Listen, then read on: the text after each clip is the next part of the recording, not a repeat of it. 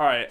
So I was thinking about grit and looking at some of the feedback I got from Scott Klein, who's a high school English teacher, and he was telling me, Brian, you got to define your key term. And I was like, okay.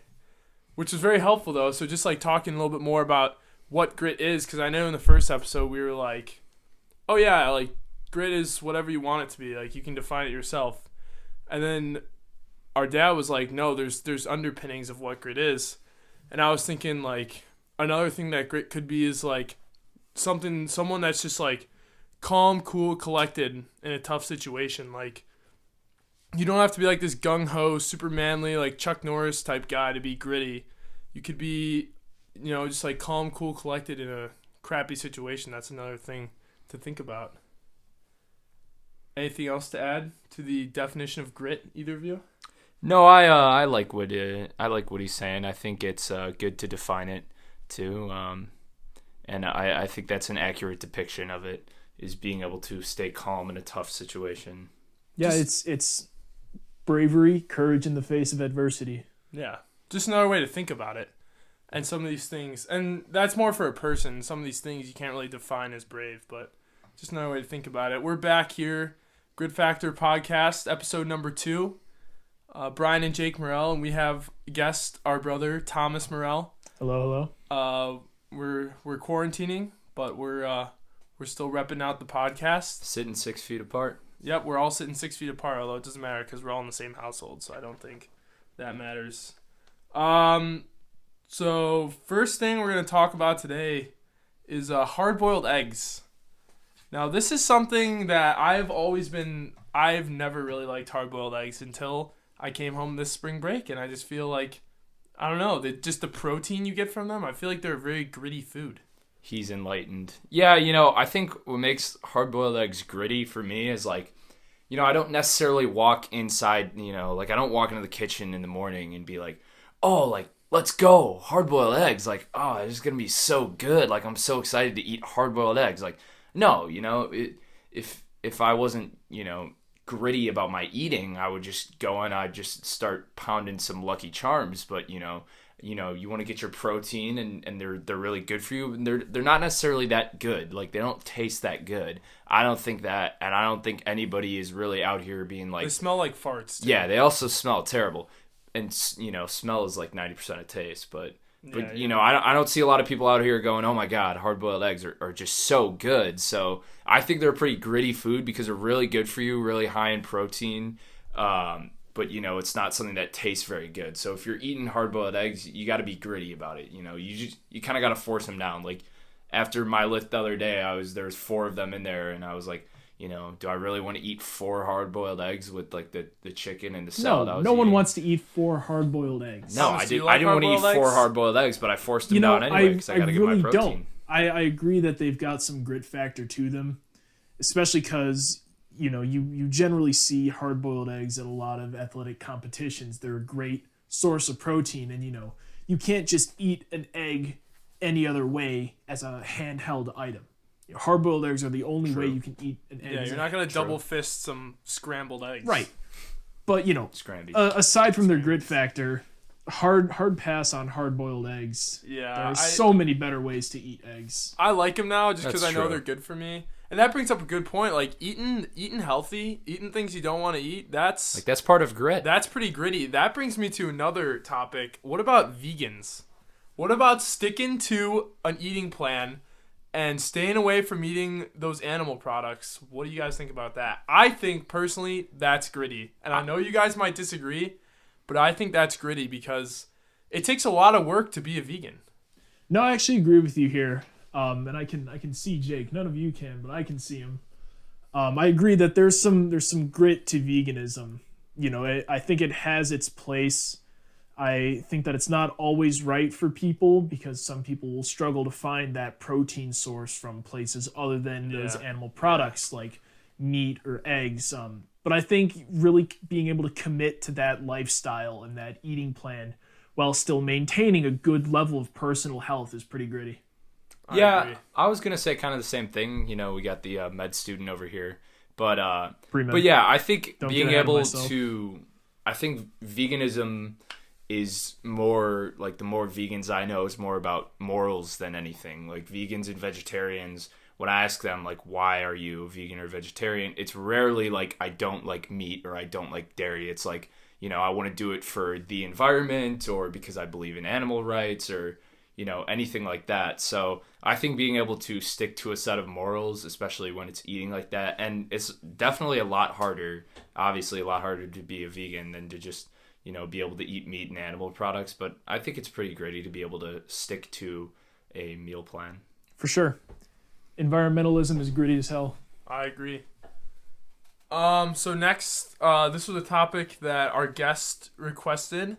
We want to talk about actor Robert Pattinson.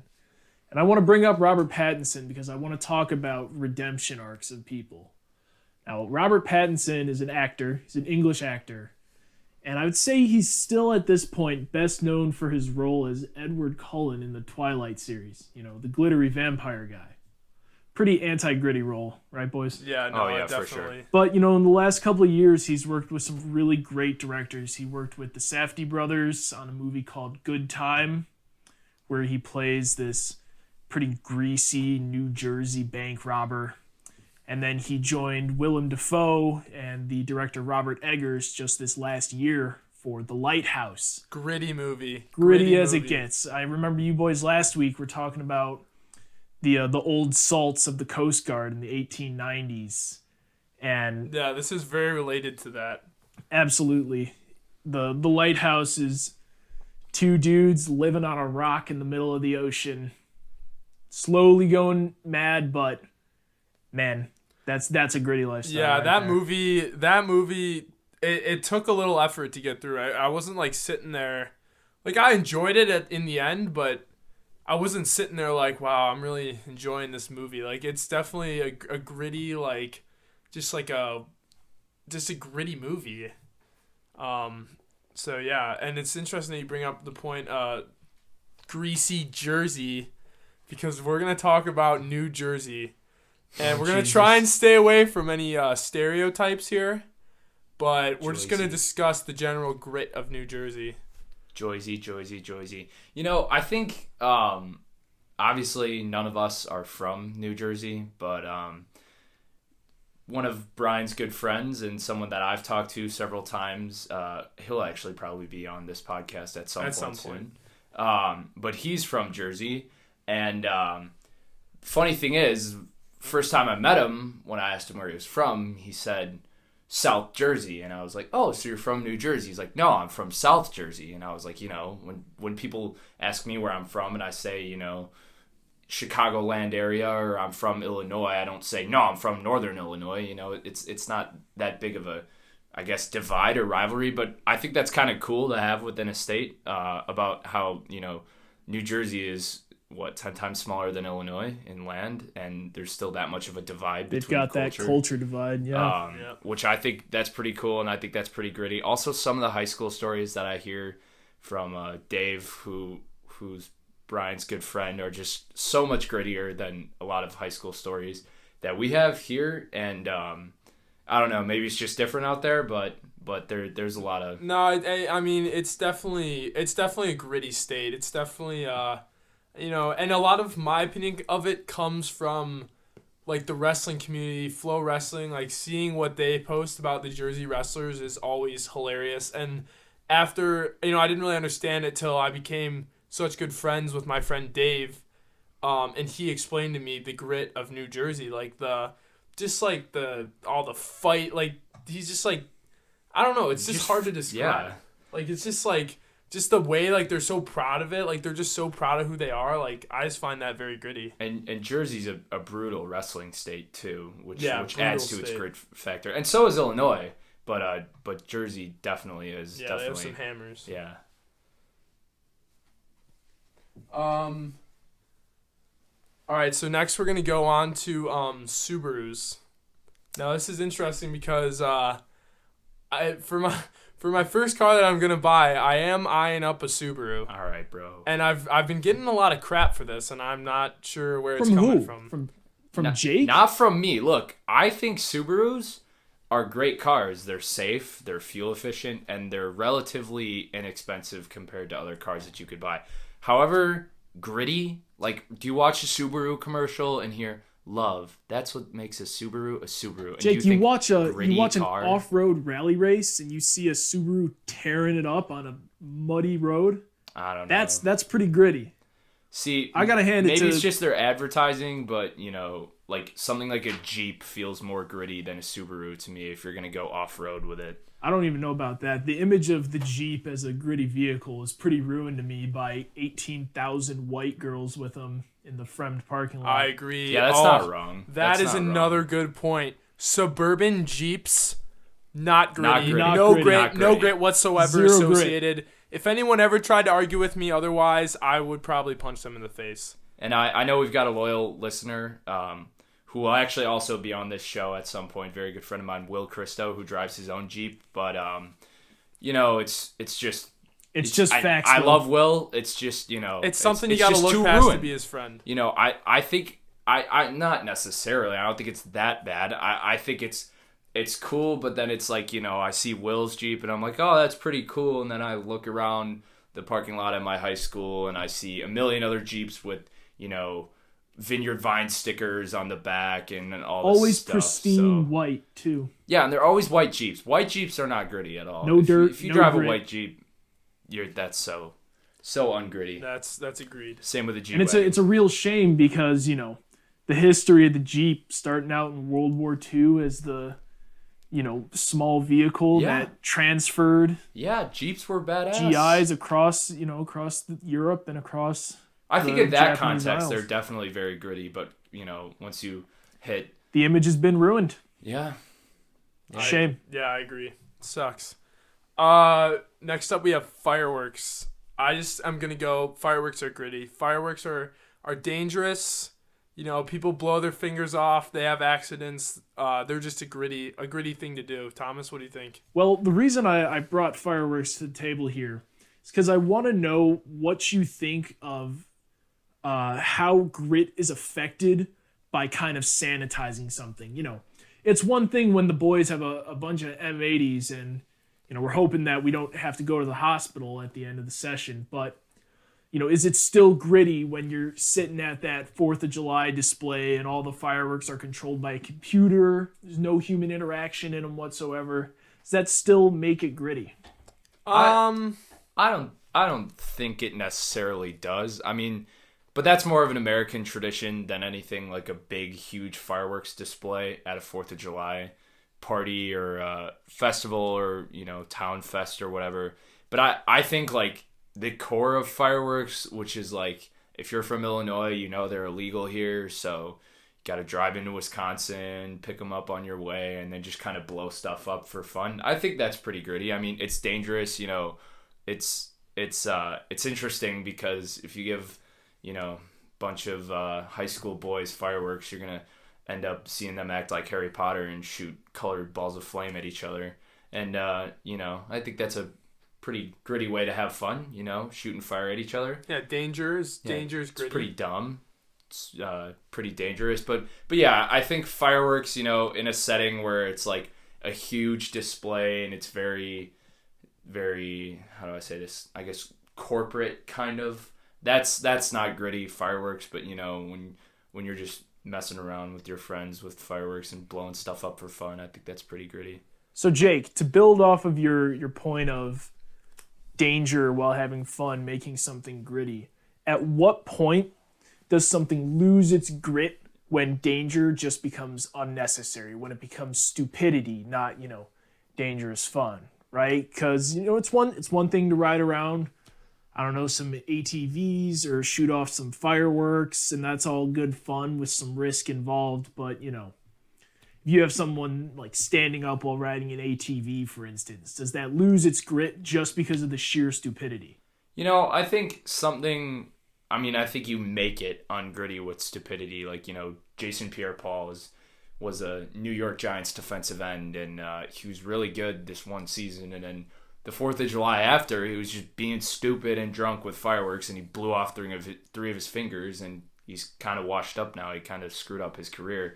And then, you know, like there's videos on the internet that you'll see. I don't know if you guys have ever seen it, but, you know, back it up, tear, move it out of the way, tear. You know, they give like a guy in a wheelchair a firework to explode. Like, what do you expect him to do? Like, light it, drop it, and run? Like, no. Like, you know, he almost gets killed. It just explodes next to him.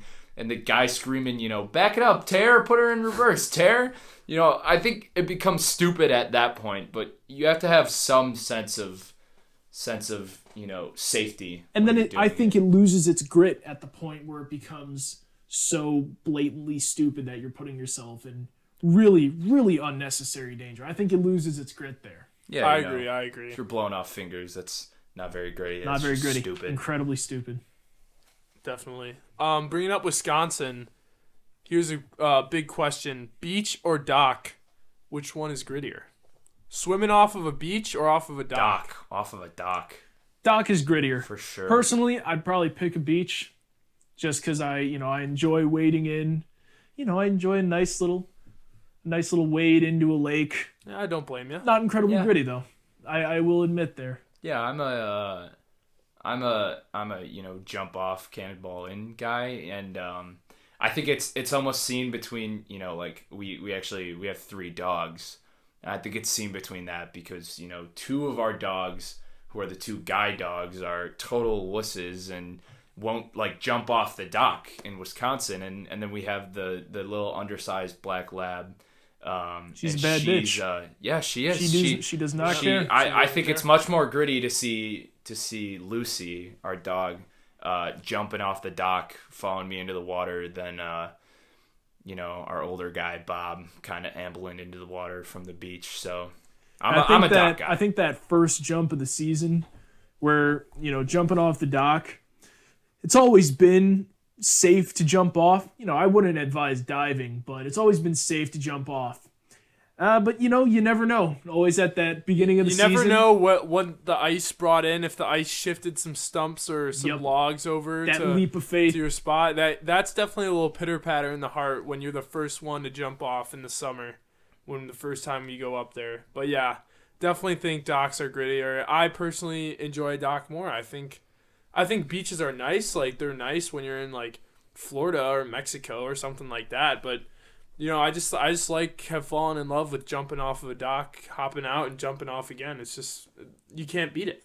You know, and beaches might be better for something like an ocean or like the Gulf of Mexico or like a bigger body of water, because you're going to have a lot bigger waves. And if you're on a dock, you're just kind of getting nailed. Can't really start a surfboard off of a dock. Yeah, that's true. So, you know, it's about practicality, but I still think docks are a lot grittier. Definitely. Fair points all.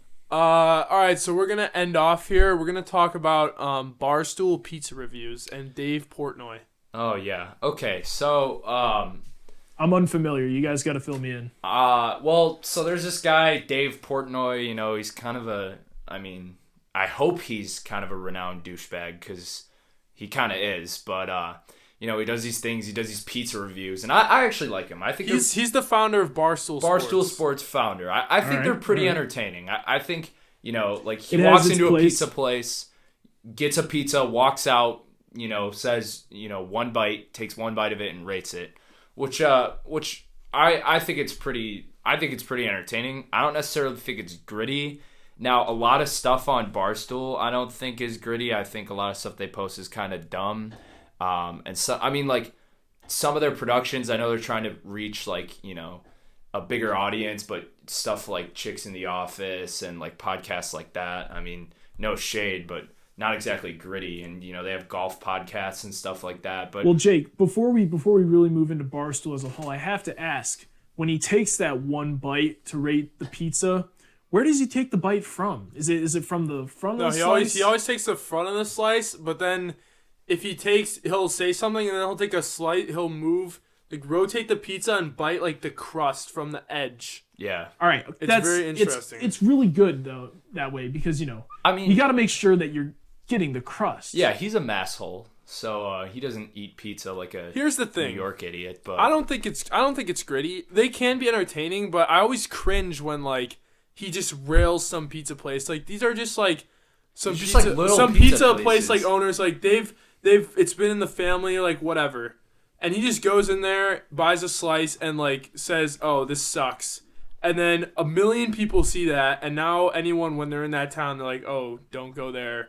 Dave Portnoy. Yeah, said you it know was who bad. who the hell is he? He's not Gordon Ramsay, Yeah, Yeah. he's not. right? You know, it's one thing when Gordon Ramsay tells you that your food sucks. That's but- true, and that's true of the food reviews. Now, I think Barstool as a whole, as I was saying, I mean, like the origins of Barstool, it's like kind of cool because it was kind of like a more unique kind of media outlet built out of pretty much nothing, right? And it's Yeah, huge now. yeah. Like they've got all kinds of employees. They've reached all kinds of audiences. They have Everyone I offices know on every major college campus Yeah. in the U.S. Everyone I know knows Barstool Sports, and I think it's pretty cool. Like I think it's pretty gritty how they kind of just built that out of nothing. But some of the stuff I see on Barstool Sports, like I always like seeing those posts where they'll post something really dumb, and then like someone will comment, like, oh, like this is a really cool sporting event, and I think some of the stuff they do is really ungritty, and like the whole like frat boy party. Yeah, I don't like the frat culture that is- they kind of. Yeah. That's fair. But That's fair. I've seen rough and rowdy is Rough gritty. and rowdy is gritty. I've That's seen why some random people pretty box. anti-gritty, and when I say anti-gritty, I'm going back to when we were talking about when stuff becomes so stupid that it loses its grit. You know, there used to be a bar on the campus of University of Illinois called Cam's, and Cam's was pretty well renowned. And part of the whole Cam's atmosphere was that there was at all times about an inch of standing liquid on the floor of Cam's. Cam's juice. And on the Cam's juice. And on Barstool Sports UIUC one time, saw some poor sap take a plastic cup, dunk it into that floor, that Cam's juice, just take a big old swig out of it. That's some disgusting. some anti-grit right there. But is the bar Cam's gritty? A lot of people, everyone who goes to U of I or has been there knows what Cam's is. I You know, feel like.